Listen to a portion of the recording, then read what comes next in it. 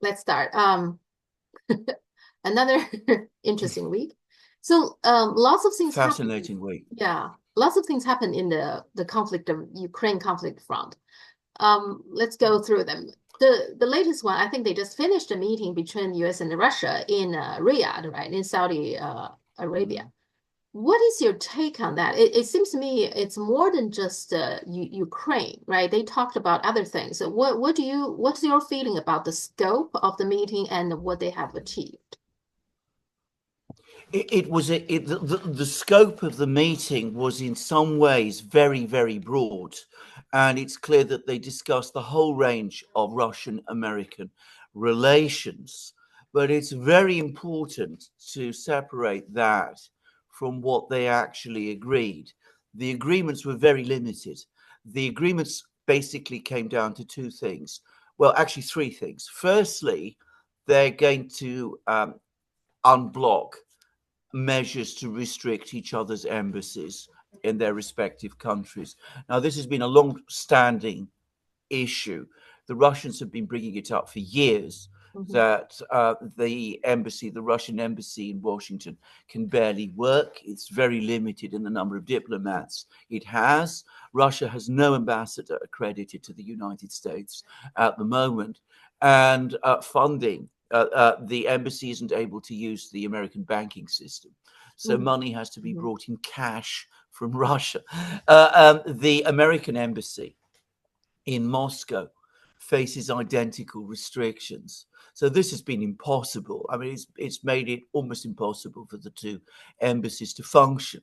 Well, it's been agreed that all that's going to be lifted. I mean, they will appoint ambassadors, they will lift the restrictions on new diplomats to bring up the embassies back to proper staffing levels, and they will end the banking restrictions. So that was one thing that was agreed. The Americans agreed that they would appoint a representative to speak to the Russians about Ukraine. That was the only agreement on Ukraine Mhm. that was actually reached, that the Americans would appoint a representative.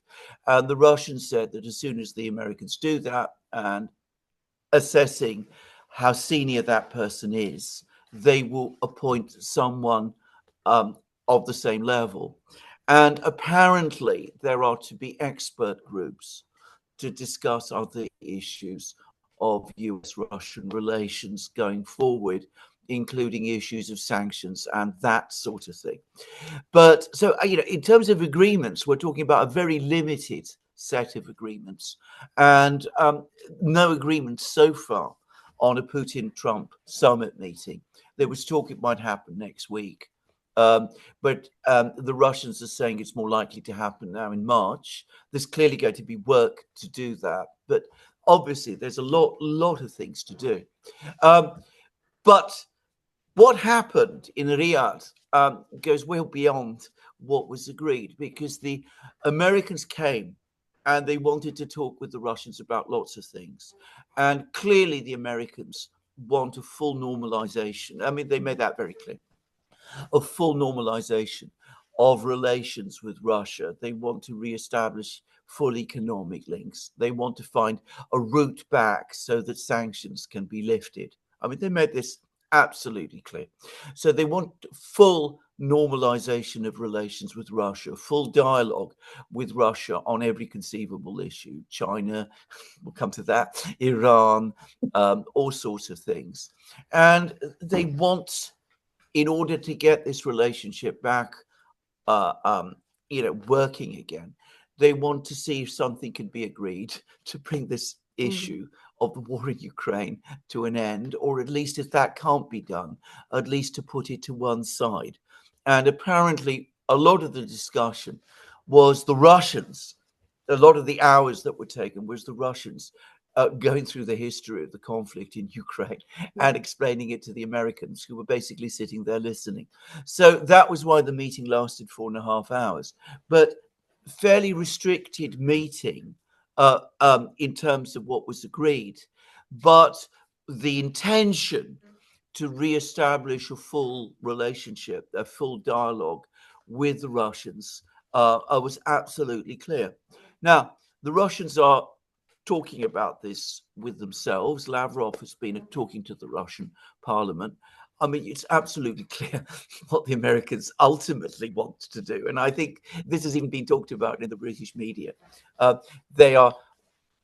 They judge themselves to be in full confrontation with China. Mm-hmm. They're talking about this all the time. Mm-hmm. They want to transfer all their armies and fleets and air forces and all of those things to the Asia Pacific region. Mm-hmm. And they also want, as they say, to pull the Russians away from mm-hmm. this dependence, as they like to call it, with China.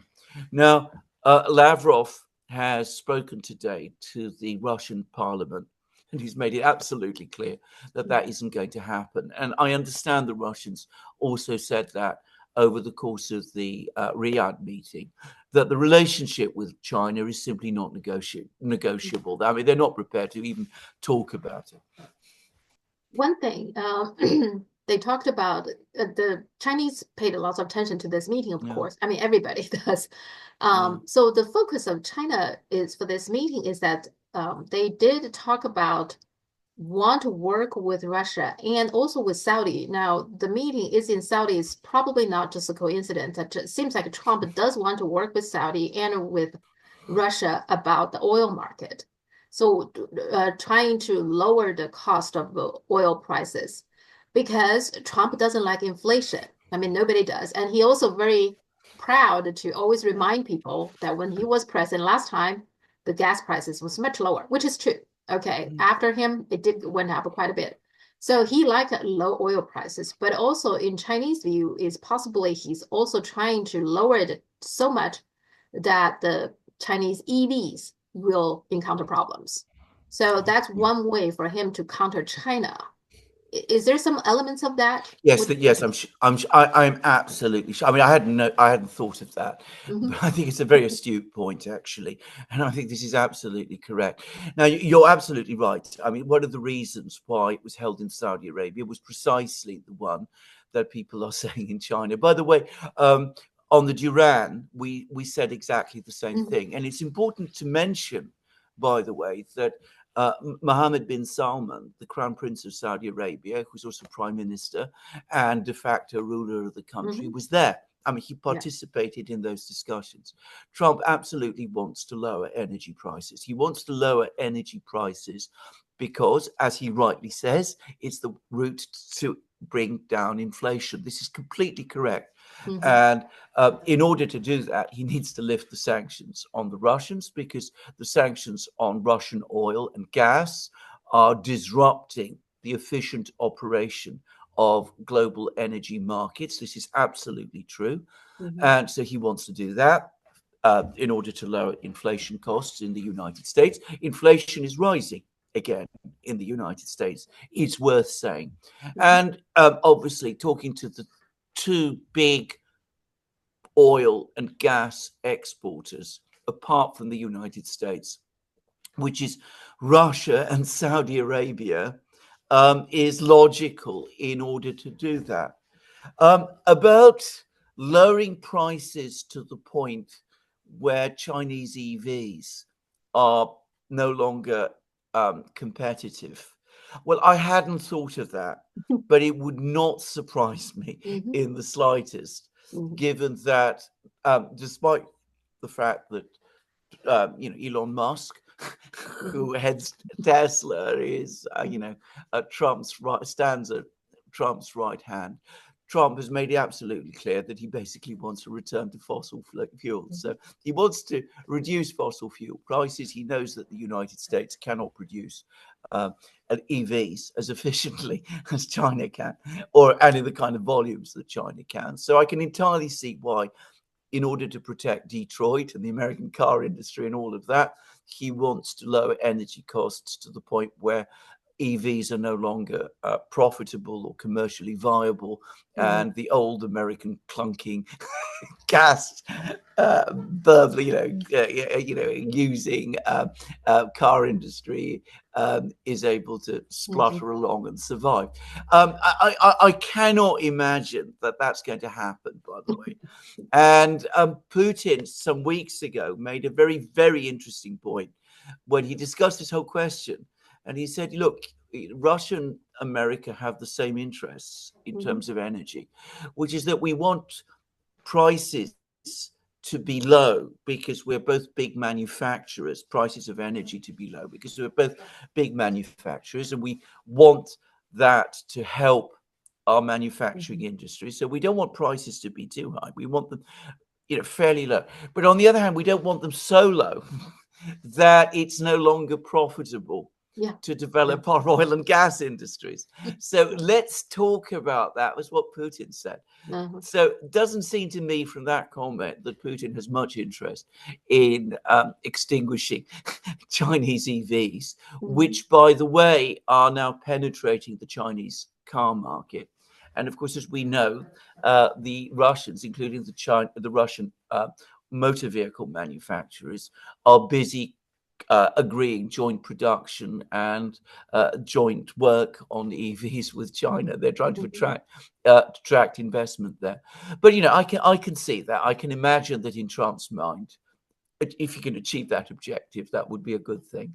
As I said, he's not going to do it. Yeah, that's actually my question, because I thought the whole idea about OPEC and OPEC Plus is to control the supply so the price doesn't go too low.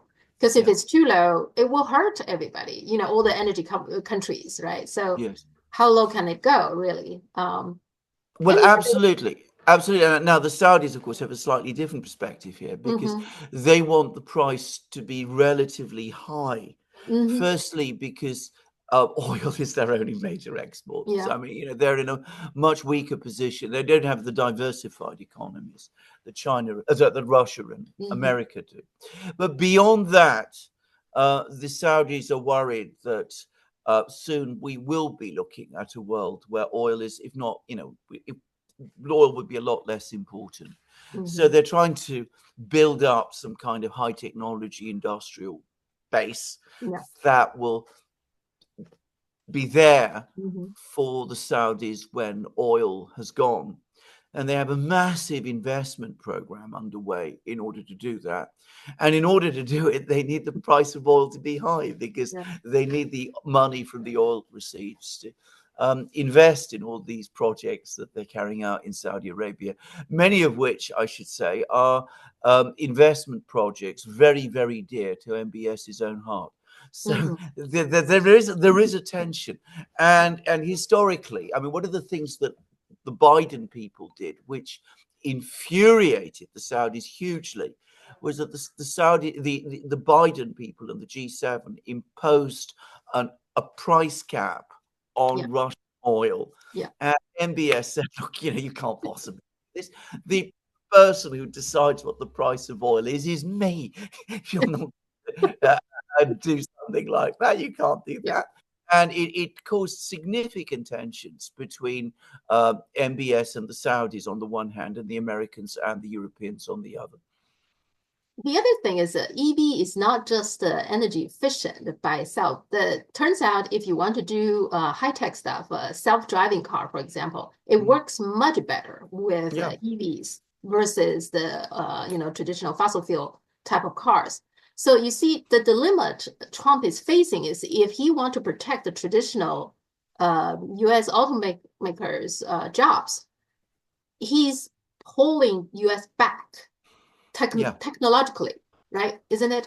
So this is absolutely correct. I mean, that is the danger of protectionism, is that what it does is that it insulates, it protects an industrial structure, which is gradually, as a result, going to become more and more obsolete. Now, I've actually witnessed that in Britain. I mean, in the 1930s, Britain, which had previously advocated free trade, adopted protectionism in a big way. It had a policy called imperial preference, whereby the British Empire became a kind of unit. It was providing raw materials to Britain, which provided the industrial base, which operated between high tariff walls, and which then exported the goods it made to the rest of the empire. It was very extractive, a very, very extractive system. The result was that by the 1950s, Britain had become an industrial museum. And I saw that.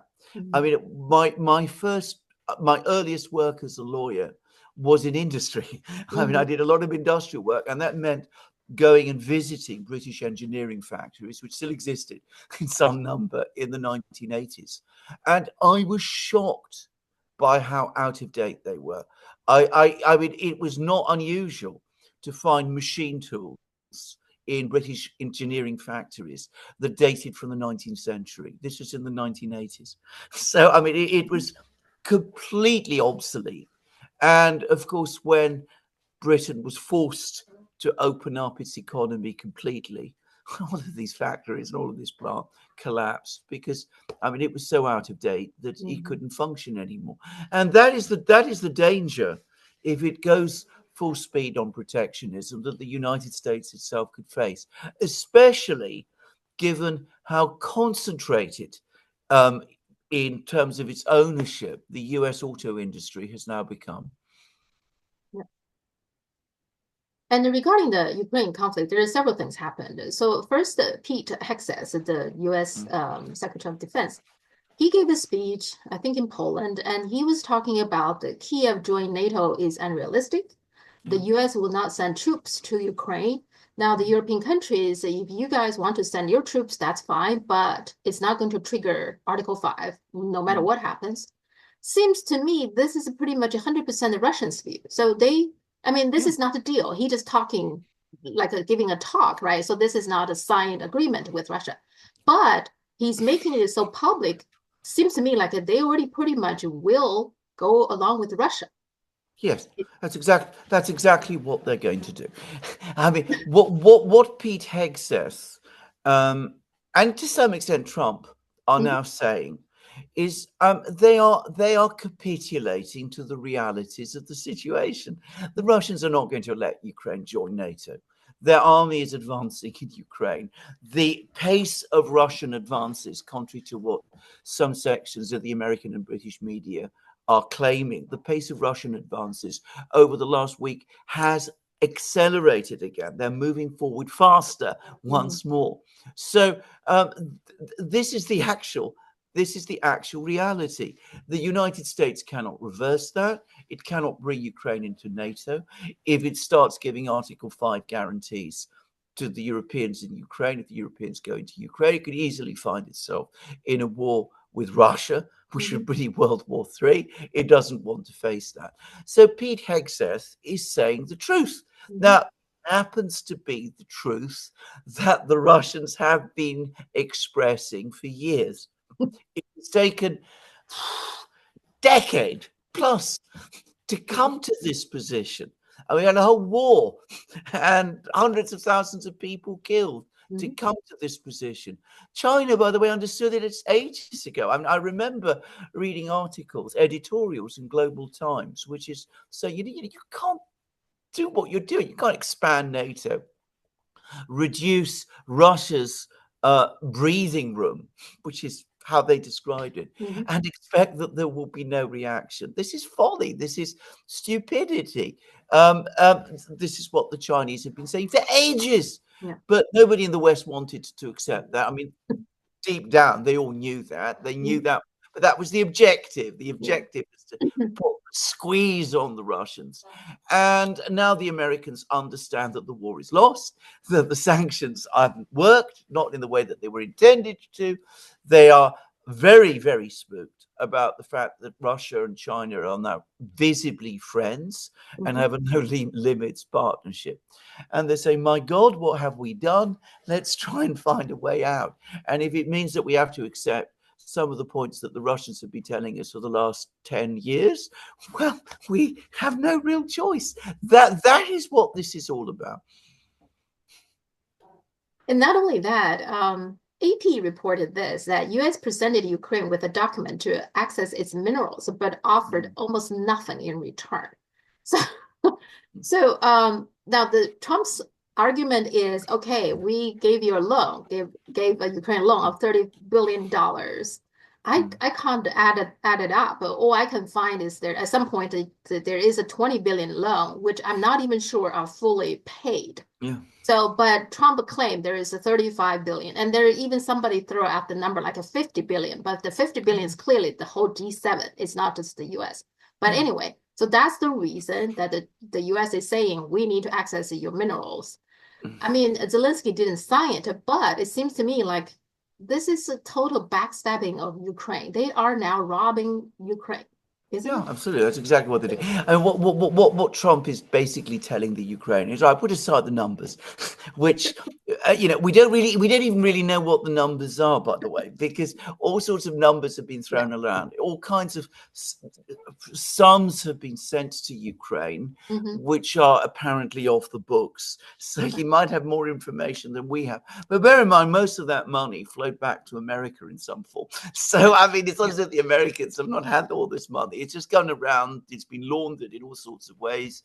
It's ended up in all sorts of places, probably in America, probably in all kinds of other places. But what he's basically saying to the Ukrainians is, look, we've given you all this money, put aside how much it is. Now we want it back. If you can't pay us, well, we're going to take all your mineral wealth. And it isn't just mineral wealth that we want. We want a lien. First part of any money you receive from all sorts of income streams will go to us. We will take most of the money that you earn from your exports of food, from the work of your ports, from all of those kind of things. They will go to the United States, and they will go pretty much indefinitely, because however much money you make, however much the Ukrainian economy grows, it can never repay the sums that Trump says it owes. Now, it is incredibly predatory. I mean, this is the most brutal type of neo-colonial, neo-imperialist revenue extraction. I just wonder whether it's actually intended seriously. I mean, it seems to me that the other thing it could have been is a way of telling to the Ukrainians, look, we've given you all this money. You're never going to be able to pay it back. You're a completely bankrupt and useless country. Why do you continue to expect us to give you more? I mean, it's very much the style that Trump has of basically bashing someone over the head to make a point. Well, but in this case, I think Vance actually had the paper and want Zelensky to sign. Yeah. That's my understanding. So yeah, absolutely, yeah. This and then Zelensky's reaction is, Zelensky warned that Putin will somehow 100% occupy Europe if the U.S. withdraw NATO support.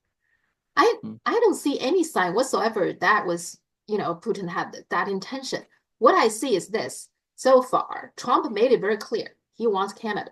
He wants Greenland. He wants the Panama Canal. And now half of Ukraine is a rare mineral. And not only that, recently Trump also said Taiwan took their business away. So sounds to me like he wants TSMC. He said you need to pay back. Pay back what? We all know Intel has some serious trouble. So he's saying, oh, we used to have a good business. We had good companies. And Taiwan, you took those away from us. You need to pay it back. Otherwise, we won't be happy. So he make it very clearly want TSMC. This is the U.S. is doing. Make it very clear. Well, absolutely. So blame Putin. So it's all Putin who wants to come and take over Europe.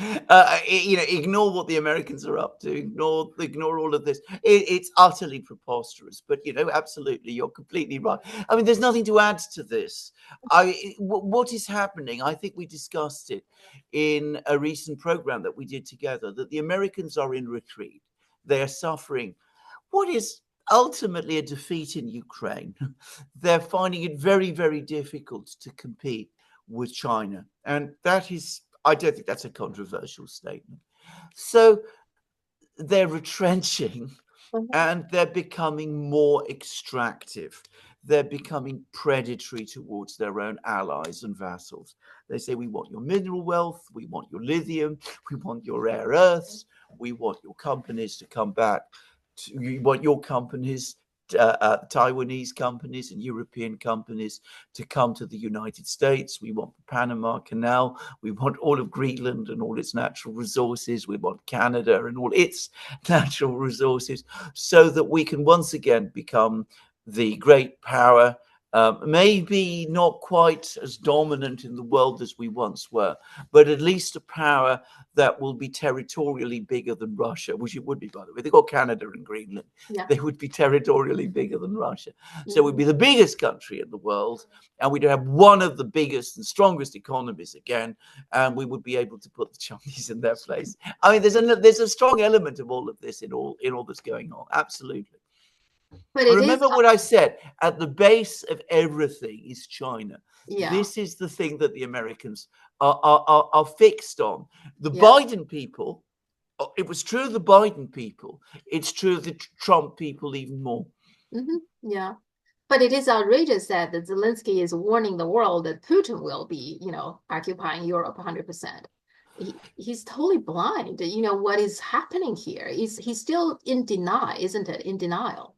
He is in complete denial. I mean, he is living. He talked about Trump living in a bubble, in an information. The person who's living in an information bubble is Zelensky himself. I mean, it is a very, very long time since he lost all contact with reality. He lost all contact with what's going on the battlefronts, the state of his own country, the realities of the war, and the way which the Americans are behaving towards Ukraine. And that's the reality of this. And he gave a press conference today, a very, very disturbing press conference, I thought, in which he made it absolutely clear that he wants to stay and remain president in Ukraine. And of course, the longer he stays, the more Ukraine is going to be destroyed, because he's never going to change his stance. He's not going to really negotiate with the Russians. Mm-hmm. The Russians said, if you're so unhappy about being excluded from the negotiations, why don't you appoint a negotiator and we will meet him? I mean, he's not doing that, apparently. He's not going to rescind the decree which says that he can't appoint negotiators. So, he is leading Ukraine into an abyss, and he's blaming the Russians, and he's blind to what his own allies are up to. Actually, that's my question. If he clearly was very, very unhappy, US and Russia are talking without him. Well, why can't you go talk to the Russian? The US can negotiate with her. You can also negotiate with Russia, right? He doesn't do that. And this also seems like both Russian and US want him go, right? Because they both are calling for elections, right? That's absolutely correct, and I think they both do want him to go. I mean, they both sized him up. They both recognize. I mean, they both want to get this problem of Ukraine out of the way, so that they can normalize relations. Of course, each country is coming to the question of normalization with a different agenda. Mm-hmm. The Americans still think they can draw the Russians away from China. As I say, it's not going to happen. Mm-hmm. And the Russians are saying so. But anyway, the Americans, hope springs eternal. They still want to do that. The Russians want normalization, because why wouldn't they? I mean, from their point of view, if they have a normal relationship with the United States, they won't be placed under economic siege. They won't have their ships threatened, their aircraft stolen, all their money. So, I mean, obviously they want normalization. In order to achieve that, both countries need to resolve the conflict in Ukraine. Mm-hmm. So they want a leader in Kiev who will agree reasonable terms for peace that can end the war, give the Russians basically what they want, which, to repeat again, is not unreasonable. I mean, as of this moment in time, Russian demands are not extreme. Mm-hmm. So give the Russians what they want, so that the Americans and the Russians can move forward and sort out their various problems with each other. Now, Zelensky's never going to do that. So both the Russians and the Americans say he must go. The Russians say he's not even, properly speaking, the constitutional president of Ukraine, because he's outlasted his term. So there have to be either elections or some other thing done in Kiev to sort out the situation there. The Americans say, well, why not have elections? What a great idea that is. Don't democracies have elections? We had elections during wartime. We did it during our civil war. We did it during the world wars. So why can't Ukraine have elections? And the Europeans are saying, oh, no, those are all Russian talking points. We must stick to Zelensky and support him through thick and thin, even as he destroys Ukraine. I mean, it is quite bizarre. The Europeans, the Munich Security Conference, there is a lot of things happening there as well, very dramatic. So J.D. Vance, the vice president, he gave a speech that got lots of Europeans nervous, and even, I guess, the Security Council's, this Munich Security Council's outgoing chairman, he even like got emotional, like he had the tears.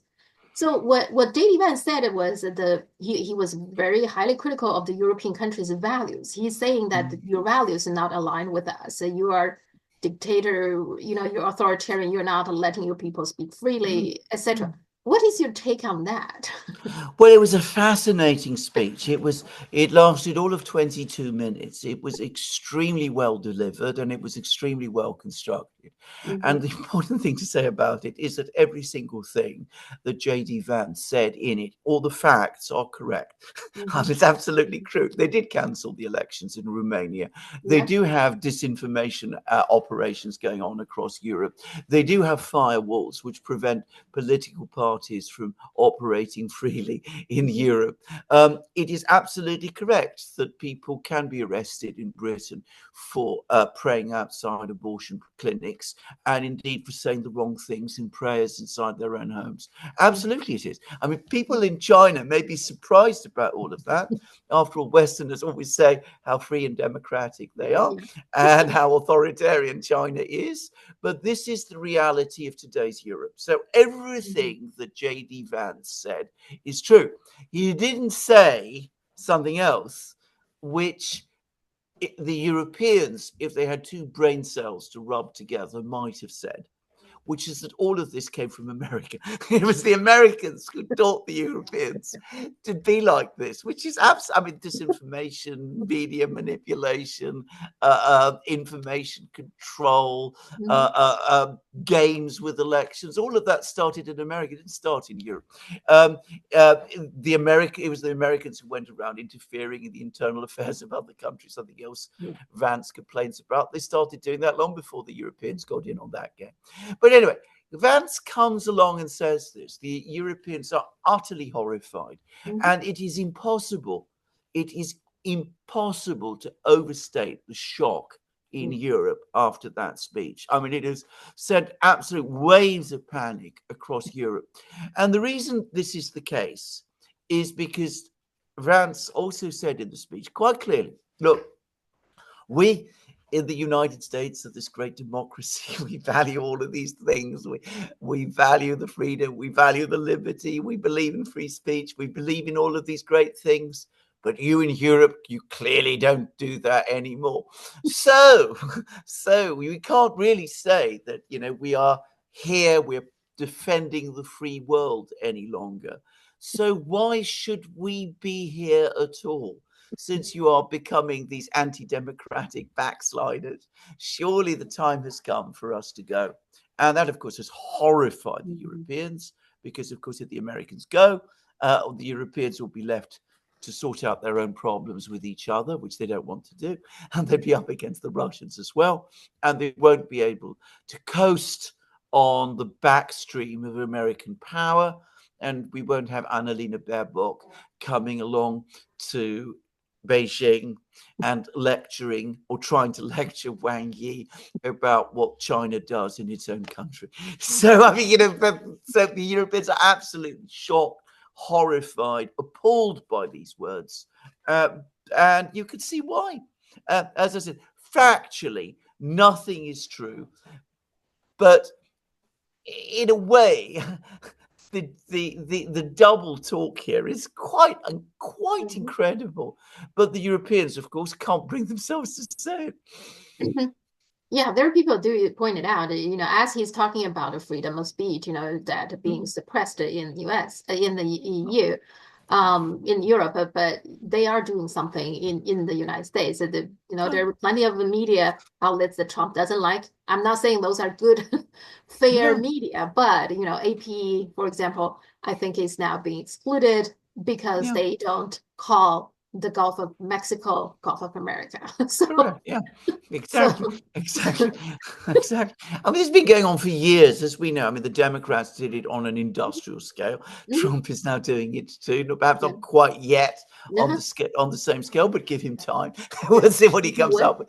But I mean, you know, if the Europeans had, as I said, an ounce of integrity and an ounce of sense, they would come back and throw it back at the Americans. But of course, they don't want to do that, Mhm, because if they did do that, they would admit, in effect, that they're doing all of those things: mhm. cancelling elections, Yeah. interfering in the internal affairs of other countries, restricting free speech, engaging in disinformation operations, you know, suppressing what they call disinformation, arresting dissidents, doing all of those sort of things. So they can't say, well, you know, we may be doing all that, but you in the United States are doing the Mhm. same, Yeah. because, well, I mean, you know, that's not a thing that Europeans feel able to say.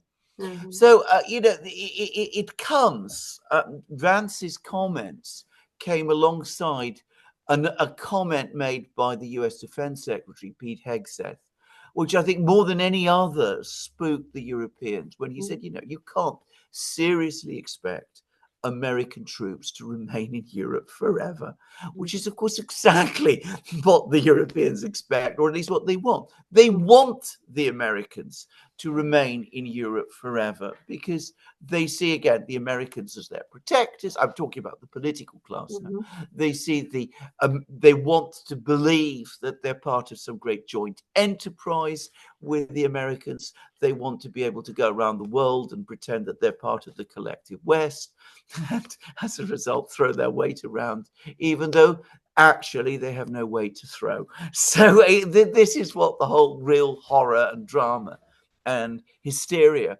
of the last couple of days, which continues, by the way, unabated. I mean, it is continuing. You're in London. I mean, it's difficult to convey how panicky and nervous the mood is here. It continues unabated. It will continue for weeks and months until the situation is resolved in some way. They had an emergency meeting in Paris, right? So, is there anything come out of it, or just a meeting for everybody to cry together? Well, there was partly a meeting, for them all to cry together. But what came out of the meeting is that, as tends to happen when very frightened and very angry and very hysterical people come together, they become angry and hysterical with each other. I mean, Okay. and they all quarreled. I mean, they couldn't agree on. I mean, the British came along and, you know, talking about sending peacekeeping forces to Ukraine. The Hmm. French supported them. The Germans were absolutely horrified. Hmm. So were the Spanish.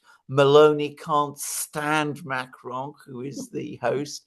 So she turned up an hour late in a Maserati, you know, dressed in some sort of glamorous costume, but with a absolutely thunderous look on her face. So, I mean, you know, all it did in the end was expose their weakness, because they have no real cards to play, and their divisions.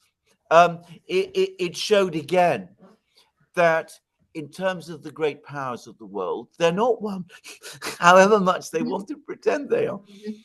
Yeah. Well, Cicero, the German magazine, actually had I think on the cover was a picture of the globe, and then here there is a dragon, China, and Mhm. then the bear, the the Russian bear, and then the eagle, the Americans, right, the US. They were clearly dividing the globe. So that was a picture on the Cicero, the cover. So I guess that's what they're afraid of. That's exactly what they are afraid of, because, Uh-huh. as I've said many times, it's how the Europeans think. I've Hmm. said this before. Hmm. They're obsessed with power. Hmm. They think only in terms of power and division and conquest. Now, you mentioned the Munich Security Conference. There was another person who spoke at the Munich Security Conference. His speech has attracted almost no attention, though he is now no less a person than the foreign minister of China, and Hmm. he is Wangyi. Hmm. And he gave a superb speech. And he said, look, we are moving into a multipolar system. And Hmm. yes, there are great powers, but that doesn't mean that we have to move to a situation of division, conquest, carving up the world between us. That's all that's going to do is create crisis and tension and uncertainty and war. What we should all do instead is respect each other, abide by international law, seek cooperation, operate in a system that aims for peace and harmony. It was a wonderful speech. And that is the proper vision for the future. But no one in Europe understands or thinks in that way. At least none of the leaders, the current set of leaders we have to, because they are terrified that, there's going to be a great carve up between the superpowers, the three great powers. And as they say, instead of being at the table, they'll be on the menu. I mean, that is how they think. I don't think the Russians are out to gobble up Europe. Why would they want to? How can they? And certainly China doesn't want to. What does it benefit from doing that? The United States has tried. And we see that it doesn't have the digestion to be able to do that. Now, if you want me to say which remains the most dangerous of the three great powers, it is the United States. As you said earlier in the program, as they were talking about taking over Greenland and Canada and what the Panama Canal, and they want the half of Ukraine's mineral resources and vast liens on Ukraine's other income streams. The Russians aren't talking that way. The Chinese are talking completely differently, but no one listens. I have to say, it's quite extraordinary how Wangyi's speech, excellent speech, a speech of such wisdom and humanity, very short, by the way, very, very clear, how that speech has disappeared in Europe into a kind of, it's a well of nothingness. And that's the foreign minister of China. And then just so to share with you, in China, people compare those two pictures, the Cicero's, the global with the three superpower. And then there is a picture, a map of the Qing dynasty, during which time the European colonizers, they were dividing China. There is a map, old map there, that how things have changed right now. Now these people are on the map themselves, that with the power, that scares them, I guess. So. Well, it terrifies them that, somebody might do unto them what they did unto others. I mean, it's just absolutely true. And that is exactly what happened. And, let's not, give the Russians a total pass. They were part of that in the 19th century. Of course they were. As sometimes even they admit. Just so. And regarding the U.S. and China relations, so like you said, China is always on the background, and the Trump administration clearly are focusing on China. The one thing they did, possibly is to resharpen their tools that we talked about last time. There is a sign, the not very good sign, is that the U.S. State Department website, that they took down the one very important sentence, which is the U.S. will not support Taiwan's independence. Now, it's not going to affect China's effort to unify, but it is a signal, right? The Chinese, there are plenty of people in China notice that. And also, I think Brian Beletic also pointed out in his program. So clearly they took that down. And China now, the foreign minister is protesting this. We'll see if they will put it back. But this is a signal that that is dangerous. What is your take? It is extremely dangerous. By the way, the Biden administration for a brief time did something very similar. I mean, again, they adjusted the website, the State Department's website, to sort of imply that Taiwan was actually a sovereign country. I mean, it was, and China protested, and after a certain time, they changed it back. But here we see that it's happening all over again. I have to say, an important point to make. I mean, at a certain level, Brian Beletic is absolutely right. What has happened is not that the United States has suddenly gone soft or become a benign superpower. It's just that in Ukraine against Russia, it has experienced a defeat. I mean, you could package it any way you like, Mm-hmm. but it couldn't prevail. Wasn't able to prevail in Ukraine. The sanctions were a disaster. The military situation was even more of a disaster. So it is having to retreat, as it always does, by the way, when it faces a massive setback. But its overriding objective to remain the world's premier power has not changed. And its major adversary, the major adversary it has defined, continues to be China. And they will continue to play the old game of provoking China, tweaking things in Taiwan, doing that kind of thing. Now, I have to say this. Trump himself gives conflicting signals because, on the one hand, he says all of these things. He then says that he gets on very well with Xi Jinping, which up to a point he did, by the way. Yeah. He's now floating the idea of China, the United States, and Russia halving defense spending, which is interesting. I mean, you know, however you package it, it's an interesting idea. And if he stuck with that, and if that became his policy, the relationship with China could go somewhere. But at the same time, one also feels that at another part of Trump's mind, and reading Trump's mind is never easy, and another part of Trump's mind, he does still absolutely see China as this great adversary and enemy and rival, which has to be beaten down and brought to its proper place, which is basically as a subordinate vassal of the United States. So there is a conflict in the United States now, and perhaps a dialogue, but no one should think that the international situation has fully stabilized, because it has not. China-US rivalry and tension continues to remain very great.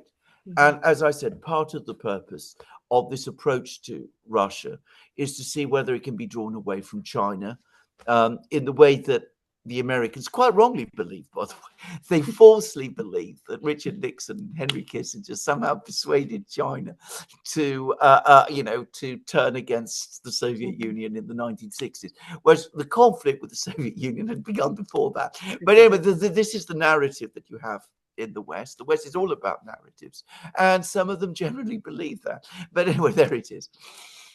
Yeah, and I think that the consensus in China also is that Trump will be focusing on China. You know, in particular, like you said, that the people around him, they are very clear. You know, Rubio, Hegseth, you know, these people are very much anti, China hawk. So, in some ways, the current system in the U.S., I feel like Trump, however Trump himself feeling about things, is probably not that relevant. This whole cabal is too big and too powerful, I think.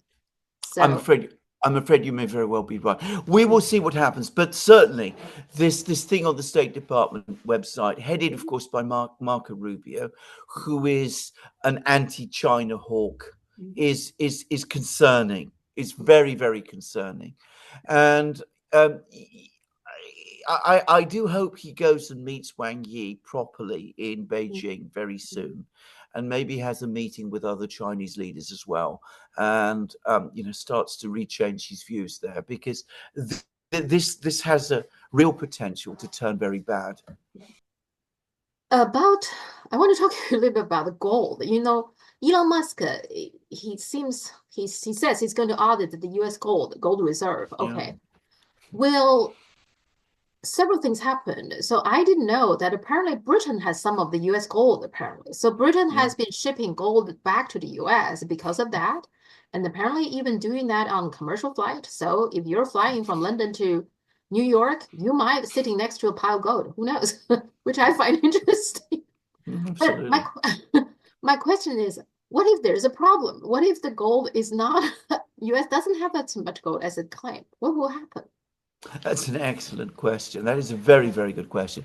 Well, of course, if you'd asked me this question in, say, 1965, at the Hmm. time when Goldfinger, you remember the film, Hmm. when they were going to plant the nuclear bomb, with the help of the Chinese, remember? It was supposed to be a Chinese nuclear bomb that they were going to put in. So you see, the obsession with China goes back historically very, very hard.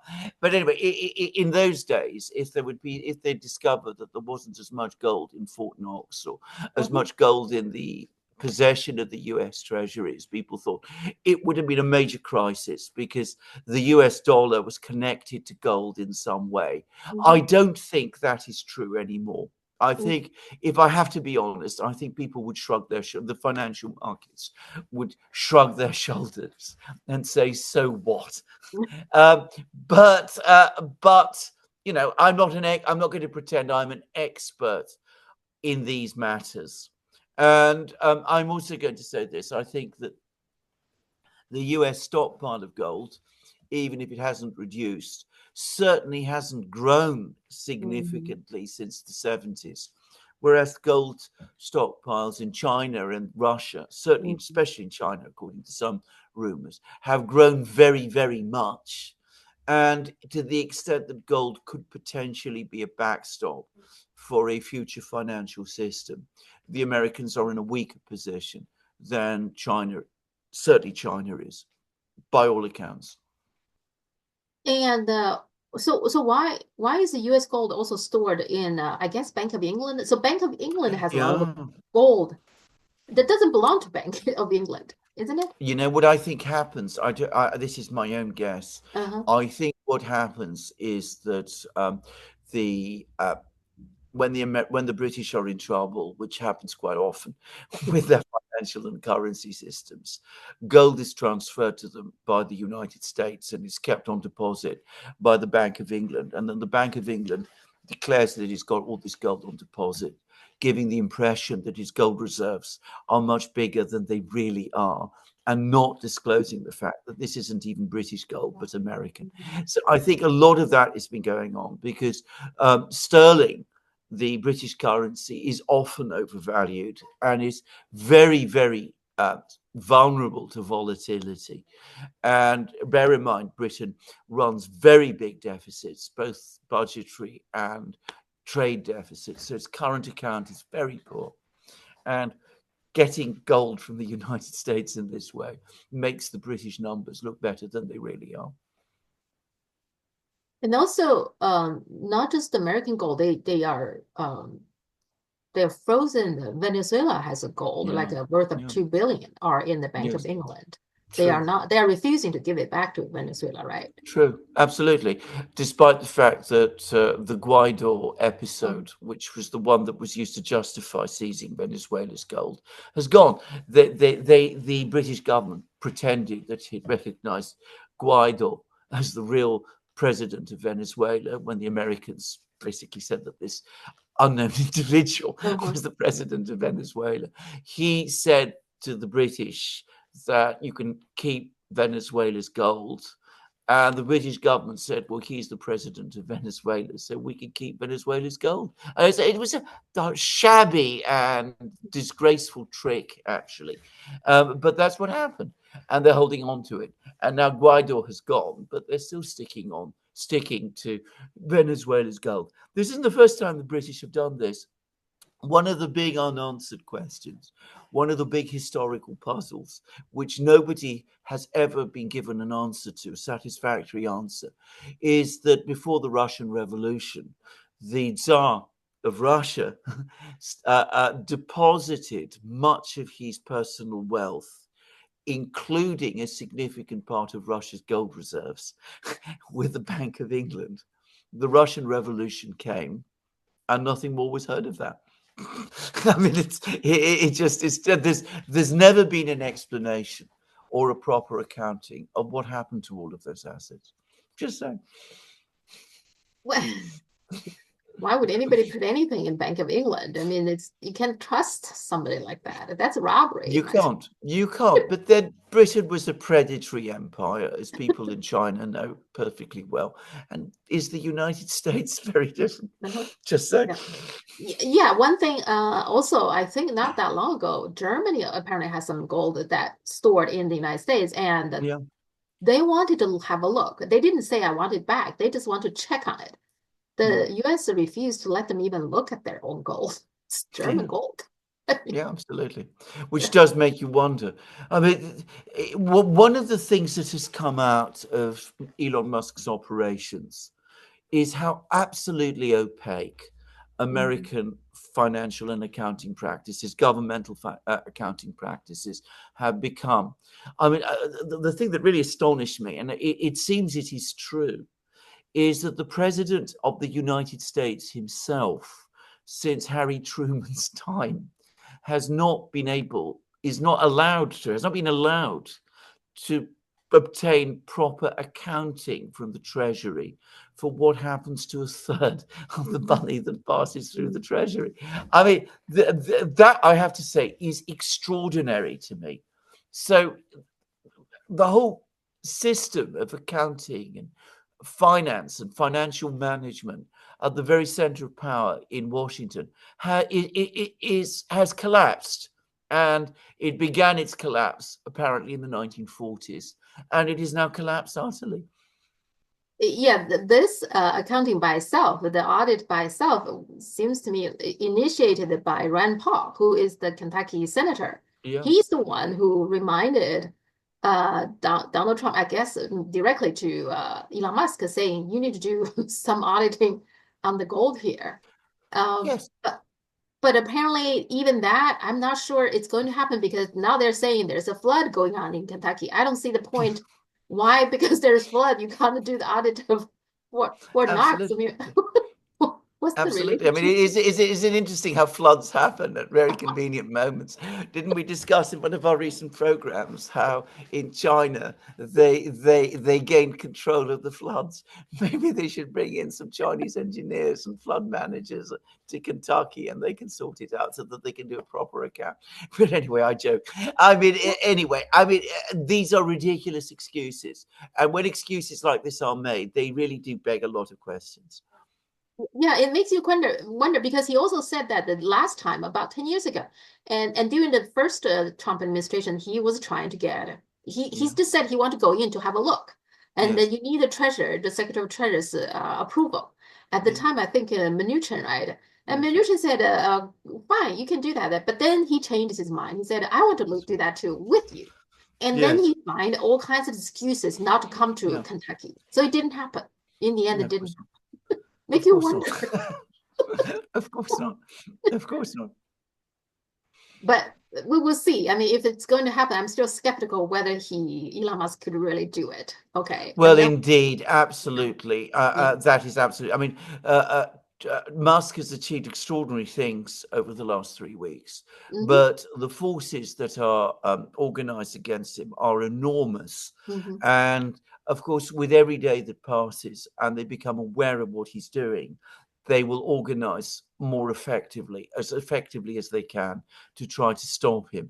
So I'm not by any means confident that we will get all of these answers, but we already know enough to know that American financing, the government's financing, is opaque and in chaos. And that is already a very, very remarkable fact. Yeah, it is stunning. I agree. I mean, lots of things, they're not even automated. They're not even digitalized. They're still using paper. Exactly. Anyway, we are living in very interesting times, and not least, here in the United States. Okay, regarding Ne Zha too, you told me it's a movie that has taken the highest top box office gross movies of all time, the top 10 now, which is the only non-Hollywood movie. So, and of course the media in the West is saying, oh, it's entirely because of the Chinese market. Well, Avatar, Titanic, Star Wars, they were all allowed into China. Okay, people were watching that. So it's not like those movies were not allowed, and only this one is in China. So anyway, but you're telling me that it's not showing in any European movies theaters except in Greece, right? Correct. And the reason is, do you know? I mean, what? Well, I won't. I mean, there's been no public. I mean, there's been no hardly any public discussion of this film. I mean, it's not as if most people in Britain or France or Germany even know it exists. I mean, of course, a lot of people do, because I mean, people learn about it on the internet and things of that kind. But I mean, it's not something that you read about in the media. There'd be no big reviews about it or anything of that kind. The reason Chinese films are not widely shown in European cinemas, and this I, by the way, have knowledge of because I have background in it. My brother, for a very, very long time, was secretary of the Script Writers Guild of Great Britain, the people who write the scripts for the films. So through him, I got to know an awful lot about the way the European cinema industry is organized. The way it is organized is that all the film distribution is basically owned by the big Hollywood studios. I mean, they control the television, the cinemas, the streaming mechanisms, all of those things. You know, the well-known streaming ones, and of course Netflix and all of that operate, and they are structured to promote American films. The only country which previously had stood out against this was France, where there was legislation that required French cinemas to devote 50% of their time, 50% of their movie time to showing French films. I believe that's gone, by the way, but it did mean that France did have a big film industry by comparison with all the other European countries. Now, every European country has a film industry of a kind, but it's very small and it operates on very limited way. And of course, films from China and other places, especially from China, which is a huge film industry, find it very difficult as a result to break through into the European market. In the United States, it is easier. In America, these films are shown. And the reason is that American studios, the big studios, want to show their films in China. So they're worried that if they stop, they disallow the showing of Chinese films in the United States, they won't be able to show their films in China. So this is why it's easier to see Chinese films in the United States than it is in Europe. But that's basically the reason. Now, it's not because Europeans are not interested in Chinese films. They most emphatically are. There was a time when you could actually see Chinese films in Britain. I remember them. You know, these are old films now. You know, Yellow Earth and Raise the Red Lantern and things like that. You actually could find them in, you know, normal cinemas, but you don't anymore, because as the Chinese film industry has developed and grown in scale, it's now come to be seen as a challenge to Hollywood. So of course it must be excluded. And a film like Ne Zha 2, which has the potential to reach a mass audience, is probably seen as a particular threat. Everything about China is a threat. Everything about China is a threat. We are being brought up. We are being brought up in such a ridiculous and nonsensical way that it is just beyond belief. When I was a child in the 60s and I came to Britain, well, I remember going with my father to the cinema, and we actually saw, what was it called? It was a Chinese film that was based in an animation film made in the 1960s, Uproar in Heaven, which is based on Monkey. Yeah. And, you know, this was shown quite openly in Mm-hmm. British cinemas at that time, and I remember being absolutely dazzled by it. That was in the 60s, but today we can't watch Chinese animation.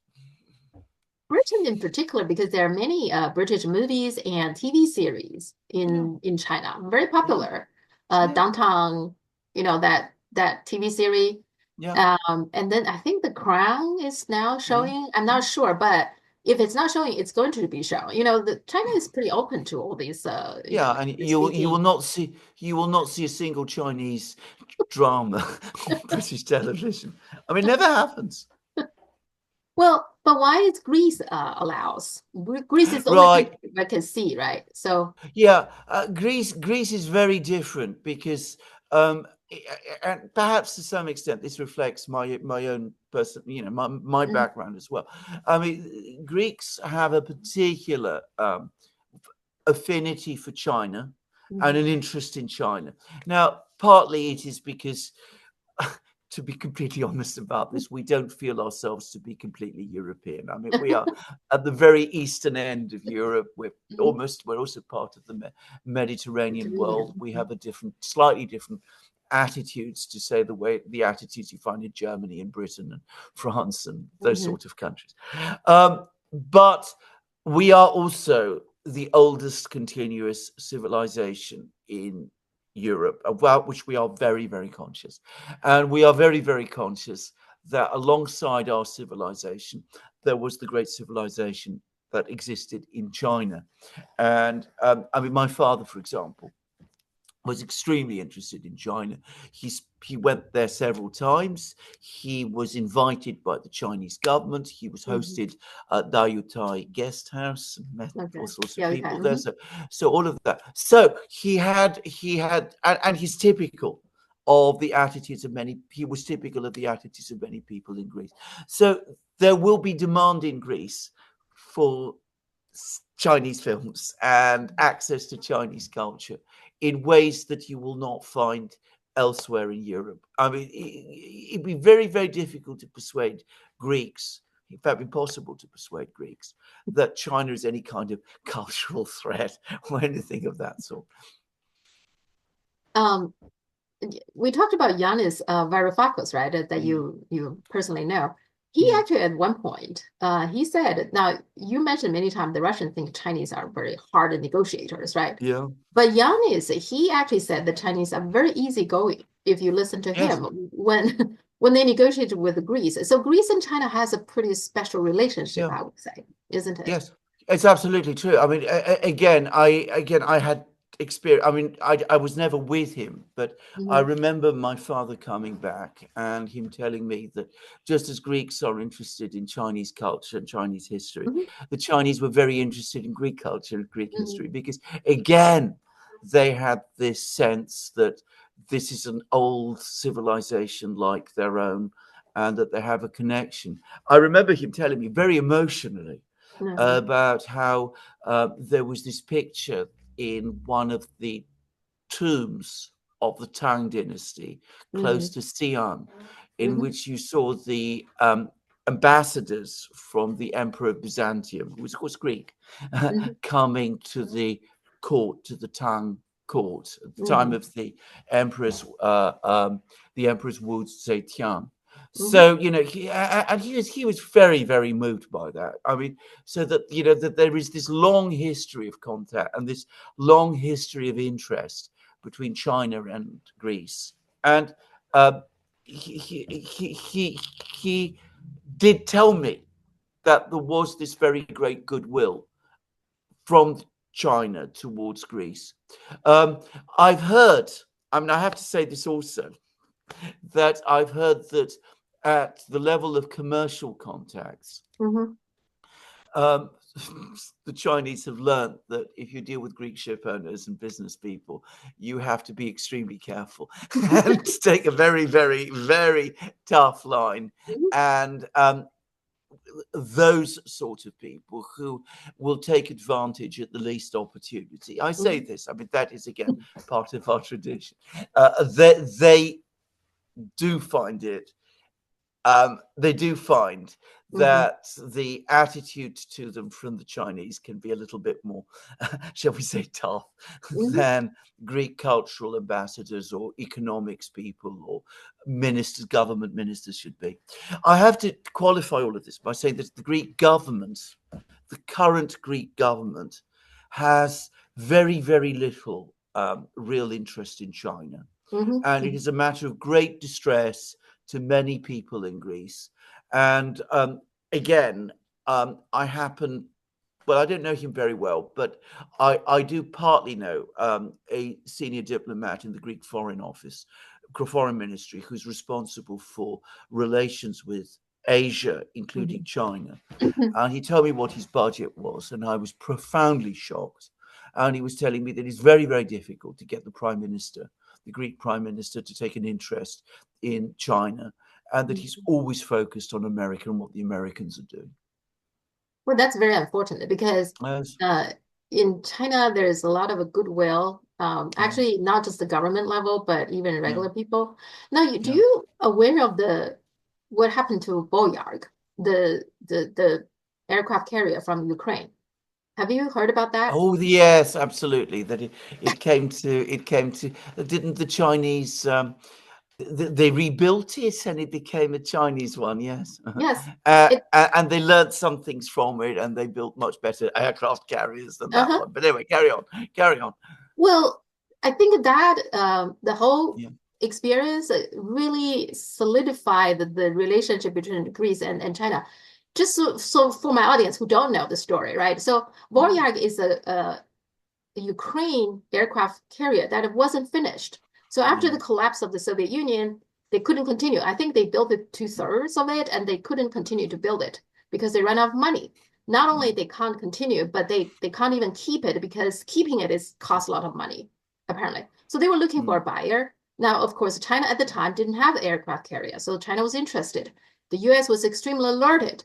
Now, what China did was they had a person who called himself a casino guy. He said, okay, I want to refurbish this thing into a floating hotel and casino outside Macau. So that was his motive to buy this. The US immediately sent people telling Ukrainians, be very careful. So, but at the time, Ukrainians need money. So eventually, US couldn't stop the sale, but told the Ukrainians to strip the whole thing. So it is but basically just an empty shell. But even that, okay, so that is finished. Eventually, I think that at the time they paid 20 million or something. So that itself took a lot of effort. So finally, China got it. I mean, this guy got it. And they want to sail through the Bosporus. And the Turkey said no. Turkey said no. This is an unusual carrier, aircraft carrier. It will danger everybody else. You need to give a security deposit for $1 billion. This was in 2000, I think. 1 billion. It's extortion. I mean, everybody could see that's an extortion, and nobody believed that the Turkey would return that money. No. So there was back and forth. Eventually, Turkey, I think, relented because it looked so bad. It is extortion. Everybody can see this is extortion. So eventually, Turkey said, okay, if you can find a EU or NATO member that can guarantee, we will let you go. Yeah. That's when Greece came in and said, we could do that. Right. Yeah. Right. Interesting. And I think both the Turkey and probably even American was a little bit surprised by that. Yeah. That Greece did that to help China. Yeah. And not only that, I think the tugboat, because the aircraft carrier couldn't really sail, it's not finished, right? So there was a tugboat company was pulling the whole carrier back to China. And during that process also was very dramatic. It was really bad weather at some point. So the cables connecting the two boats was broken. And so they have to rescue the whole thing in a very, very dire conditions. And during the process, I think one of the sailors was killed. I'm not sure the sailor was, I think the sailor was either a Dutch or a Norwegian, but the company, the tugboat company was a Greece company. So you see in this whole process, Greece really helped China tremendously. Right. The process. And I think this thing really, because in the end, this thing, China refurbished it, and this is China's first aircraft carrier called Liaoning. And for this matter, I think a lot of Chinese forever Yeah, Greek. yeah. Well, as I said, that attitude reflects still the attitudes of the Greek people. The Greek people are very, very friendly towards China. If you go to Greece, you will not find a population, a more China-friendly population than you will find in Greece. I can say that absolutely. As I said, we have a different perspective on these things from other European countries. I mean, there isn't this fear and whatever it is about China. There isn't the same fear about Russia either, by the way, just to say. But we're a small country. We can only do so much. And of course, our political system is very controlled and locked down. In 2000, this would have been before the financial crisis, when Greece basically went bankrupt. The control of the country was taken over by Germany and Brussels, and when the whole political system essentially was completely recalibrated into a much more pro-Western direction. But the attitude of the people has not changed.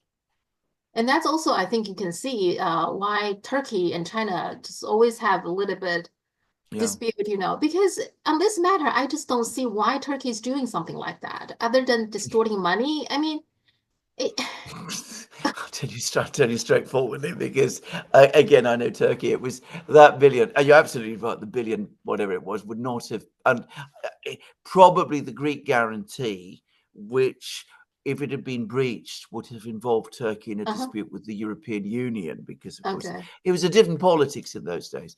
That probably deterred the Turkey. But you're absolutely right. If China had just put up that deposit, it would never have seen its money again. And of course, it would have gone straight into the accounts of all sorts of important people in Turkey, including people of the Turkish government, friends of the then Prime Minister, who was, I think, if not yet Mr. Erdogan's friends. Anyway, that's what would have happened.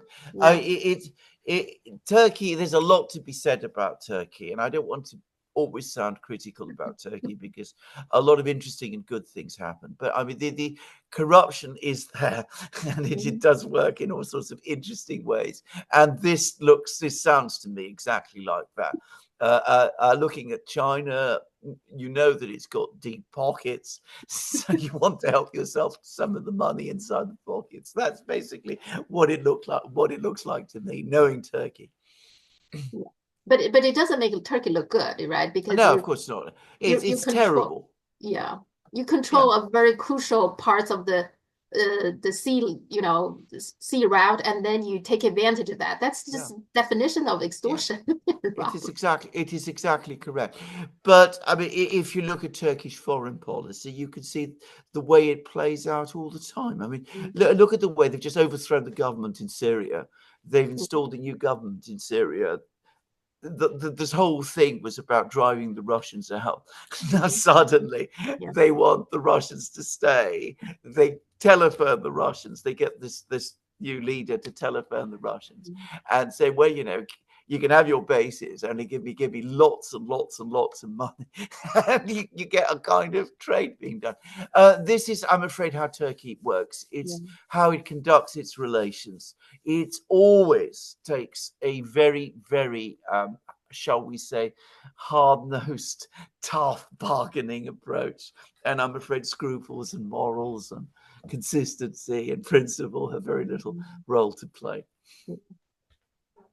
Now, looking forward, there is Germany is going to have election soon. Okay, what is your take on that? I mean, Alice Vidal, her party, the AfD, is increasing, support in the polls, but they're still not the biggest party based on the polls, right? No, I agree. Now, I have to say, I've been told that there is private polling, which is putting them even higher than some of this public polling is. But I, as it's private, I don't know, and I don't want to guess about something, as I said, I don't really know about. It does seem as if the AfD has momentum. However, it faces a political class in Germany which is very, very entrenched, and a society which is very, very accustomed to seek stability and stability within its existing political class. So it will be very difficult, I think, for the AfD to break through and to become the biggest party in this German election. I don't think that's going to happen. So I assume it's going to be the CDU. I assume the next chancellor will be Friedrich Merz. Merz is a dyed-in-the-wool pro-American Atlanticist. He formerly worked for BlackRock, just to say. That gives you some idea of who he is. And most likely, he will try to form a coalition with either the SPD, in other words, the existing government party, Olaf Scholz, in other words, or the Greens. I mean, it could be one of those, or perhaps even both of them, depending on how well the AfD does and how badly the CDU does. So it's unlikely that German policy will change. But the fact that the AfD is making such big inroads shows how unhappy German society is becoming. And of course, a government which is essentially the same as the existing government after an election in which Germany is so unhappy, and when there are so many problems mounting in the German economy, sets the scene for more trouble going forward. You can't just go on doing this and expect that something won't eventually change. Now, I've met people from the AfD, and I have to say something.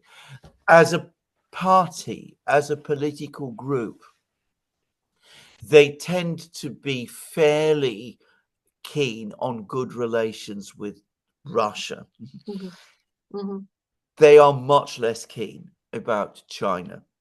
And the reason is, and I have to say this again, there is an ethno-nationalist element within the AfD. So the Russians, as we discussed this before, are white Christian Europeans. The Chinese are not. And that is an issue. I hate talking about this, but that is a reality that has to be faced. And the Chinese people need to be aware of it.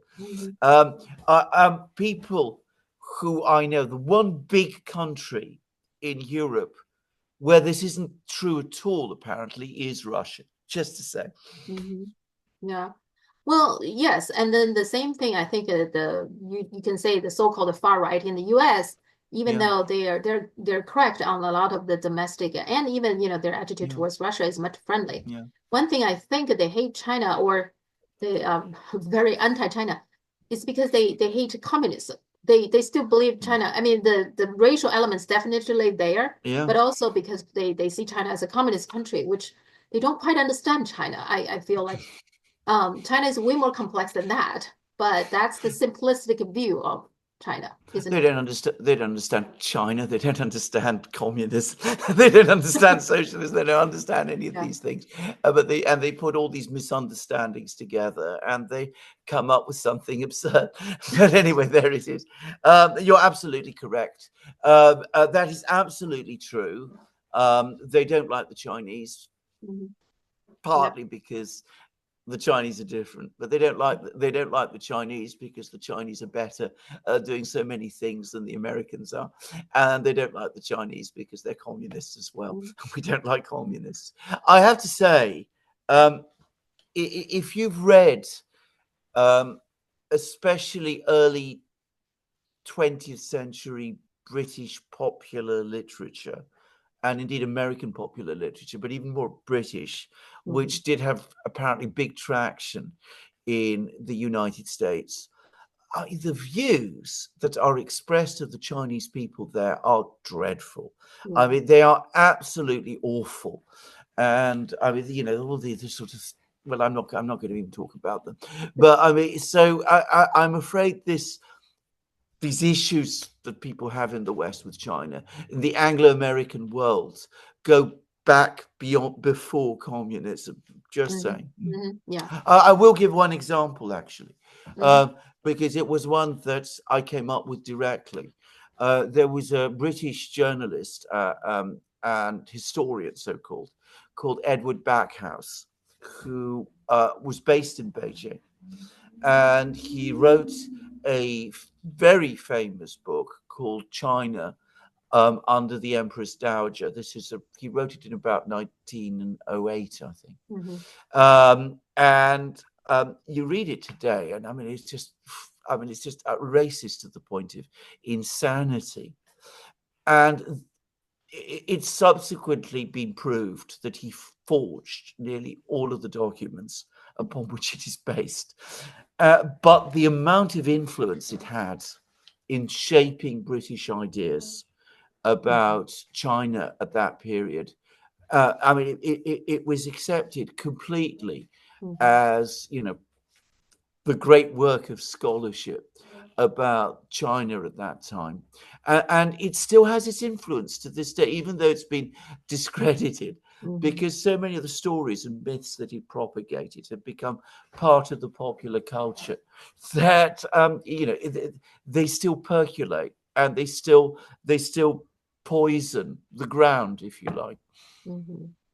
Yeah, definitely there's a lot of racist elements to the whole foreign policies from the United States, from European countries, definitely. Yeah. I'll give a very simple example. During the I don't know how it's described, but there's the uprising of what we call in the West the Boxers. I know in China you have a completely the Boxer rebellions, the Boxer Rebellion, exactly. Well, there was a famous statement that the Empress made at the time, which was, never the word peace. Now, what she meant was that China is appallingly afflicted. The Chinese people are never given an opportunity to enjoy peace. That whole sentence was turned round, and it was made out that she had declared war on the world and was saying that there should never be peace with them. I mean, and this is in this book. I mean, it's quite incredible. Yeah, the West is very good at manipulating things. Manipulating language in this fashion, absolutely. Yeah, and it's not just towards Chinese. I guess any non-white. I think absolutely. Malcolm X at one point said that they're going to convince one of us to kill the other one of us so that they can claim it is one of us who did this, right? So that summarizes that how they like to make it happen, that they will say, you see, you guys did this, that's why you're inferior, so yeah. I mean, whatever you think of the Empress, as I said, this is actually a very sad statement, expressing concern for the afflictions of the people of China. And as I said, it's turned into something completely different and insane and aggressive. I mean, but you have this all the time.